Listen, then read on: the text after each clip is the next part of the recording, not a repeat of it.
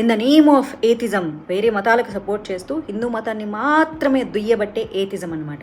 ఏథిస్టులు అంటే అసలు దేవుడే లేడు అని నమ్మేవాళ్ళు కాదు కాదు కాదు వాళ్ళు ప్రత్యేకమైన ఏథిస్టులు అనమాట. సెలెక్టివ్ ఏథిజం అంటారు దాన్ని. హిందువులని మాత్రమే తిడుతూ హిందూ ధర్మంలో అవి ఉన్నాయి ఉన్నాయి ఉన్నాయి అవి ఉన్నాయి, వైలెన్స్ ఉంది, కాఫీర్లు అంటారు, నా దేవుణ్ణి నమ్మకపోతే వీళ్ళని చంపేయాలి, వీళ్ళని మతాలు మార్చేయాలి, ఇలాంటివి వాళ్ళకు కనిపించవు.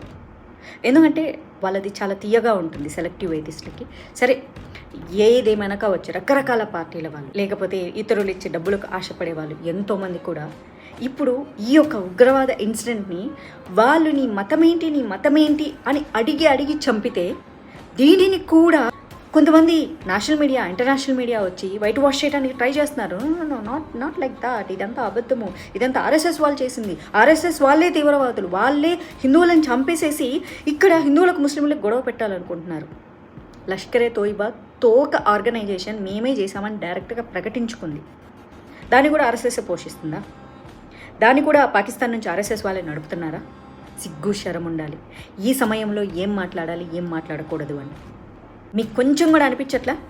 ఇంకొకళ్ళు వచ్చేసేసి అక్కడ చనిపోయింది హిందువులు కాదు భారతీయులు, మరి వేరే మతం వాళ్ళు చనిపోతే పేరు ఎతికి మా కమ్యూనిటీకి అన్యాయం జరిగింది లేకపోతే వారి కమ్యూనిటీకి అన్యాయం జరిగిందని మాట్లాడే వాళ్ళు హిందువుల ముసుగుల్లోనే ఉంటారు.